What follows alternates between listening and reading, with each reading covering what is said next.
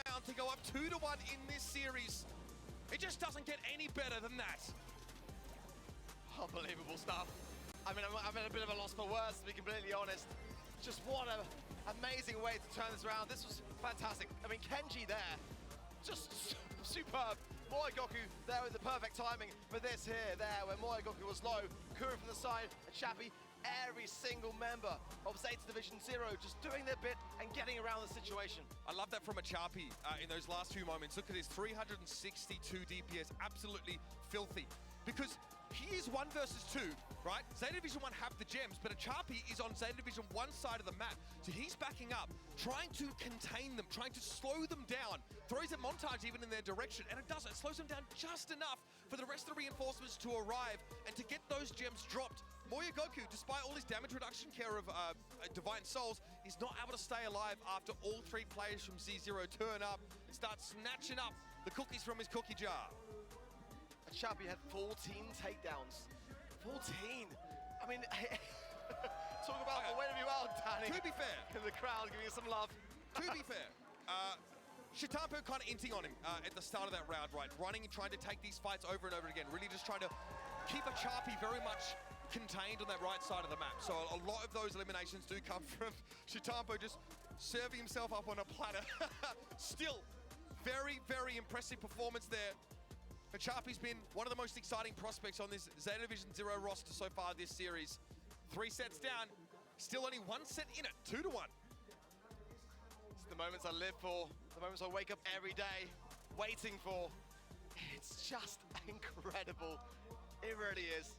Zeta Division 1 as well, you know, when you look back at this year, you know, they were MSI champions. They were also the Season 1 Snapdragon Pro Series champions in the grand final against this very team on the other side of the stage, Zeta Division Zero. It does feel fitting. It does feel a little bit fitting that when it's all said and done, Zeta Division Zero starting to get back with a little bit of an edge. Always the bridesmaid, never the bride, you know what I mean? Yeah. I don't know how many bouquets they've caught, but I think they feel like it's their turn. Let's have a look at how this series has played out so far as these 2 teams deliberate on their next moves. We're approaching the halfway point in this series. Started on Brawl Ball, and again, these guys were straight at each other's throats immediately. Yes, such an exciting round. And Chappie was getting so much value off the back of that Gale pick. And then Canal Grande, just a back and forth affair all the way through. And that moment there, great stuff, really was from Zeta Division 1 to capitalize down on that early retreat there from Zeta Division 0. But every single moment as Scott plays that really speak to the testament of how well both teams know each other.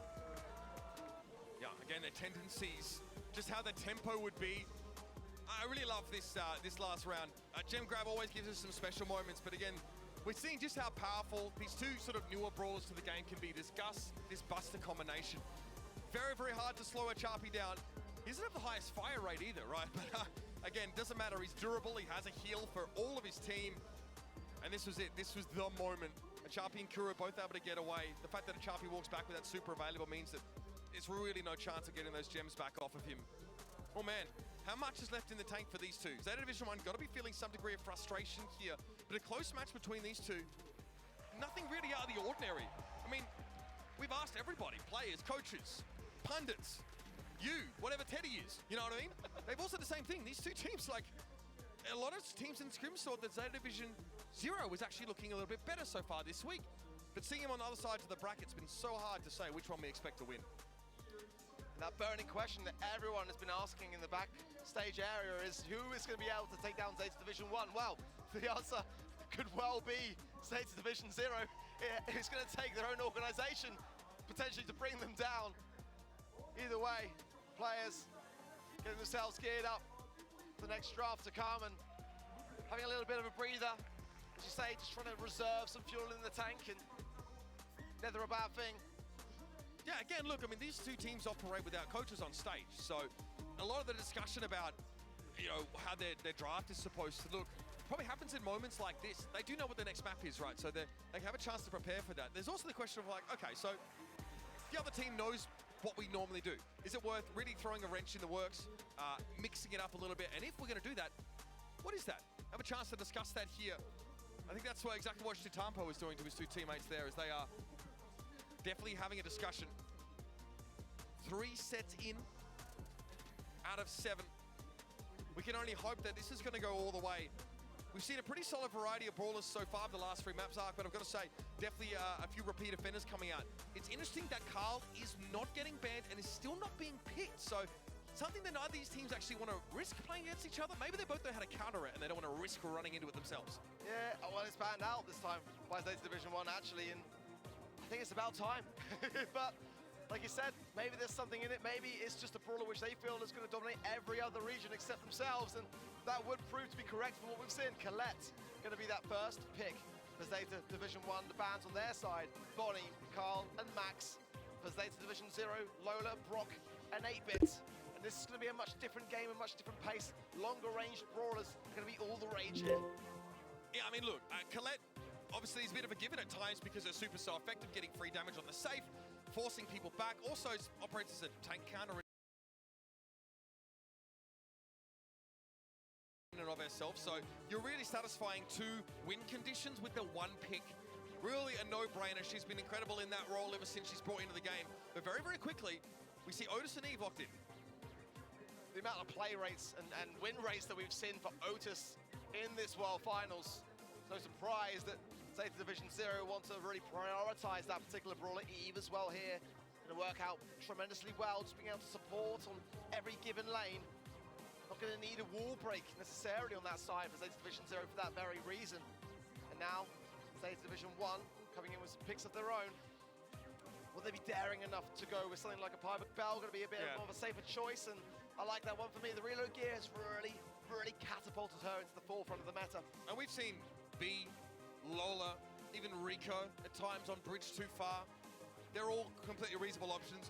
I don't know if Zeta Division 1 wants to risk trying to play a tank here when Z0 have a final pickup. They did take out one of the most prolific tank counters, of course, in Colette, but there are still other options to try and shut that down. And it's also really easy to 2v1 lane when you have that Eve, right? Just cross the water. Nani getting picked up here. Okay, so double sharpshooter Colette set up here for Zeta Division 1. Well, if Zero were thinking Piper, I don't think there will be now unless they're brave enough and bold enough. There's no way. To stare straight into their counter. I mean, we've seen crazier things. I wouldn't be surprised, but I feel like it might be I refuse to believe it. a safer bet to go with something else. For this comp from Zeta 1, it's very, very good. The Otis, though, and the Eve is going to be something to be trifled with. Buzz, I know even if I tried to think what the response was going to be, I would never have landed on Buzz. Oh my God! Kuru locks the Buzz in. Let's talk about it obviously, because Buzz, first of all, needs to close the gap. Now, he can do that with his super. Also, his gadget gives him a pseudo super without the stun. So it's very much for a gap close. He can get up in, and once Buzz gets on you, you're in deep trouble. You're definitely going to get blown up. I love the idea of putting Tensai on this role. Where do they put the Buzz? How do they get value out of it? That's the burning question. They're going to double lane on Moya Goku right now. Shitampo very quickly is going to about face and head to the right. Yeah, I mean, rightly so. He's going to get more value there. Already connecting lovely shots off against both the Chappie and Tensai. He warped out. Stop there. Shitampo trying to defend this with Kenji, but oh my God. Goku is now going to be able to get some damage. Look at him go. Some damage? Some? He's got 38%. And counting now. Moya Goku is actually going to get away with this. That is unbelievable. Tensai getting run over. Shitampo knows to come across on the mid lane, and now it's Kenji's turn to put some pressure down. That is, the audacity of that is just, I can't believe it. Warp blasting on the other side of the map at the start of the round. Zeta Division 0 took them a moment to realize what on earth was going on. Can't let it happen. Tensai now coming in, but the defense is beautiful from Kenji and Moya Goku. 2 nest eggs on the right-hand side by Kenji as well, just to be able to deter anyone that tries to contest and push that lane. Nice tap onto Kuru. Tensai really struggling on this bus pick. I had some high hopes for it, but so far, I need to see a little bit more to be convinced. Yeah, it's definitely been tough again. Even tried to play him in a 2 versus 1 lane, and it didn't work out. Shitampo on Kuru there. Tensai's able to get the connection with the super, but he's marked.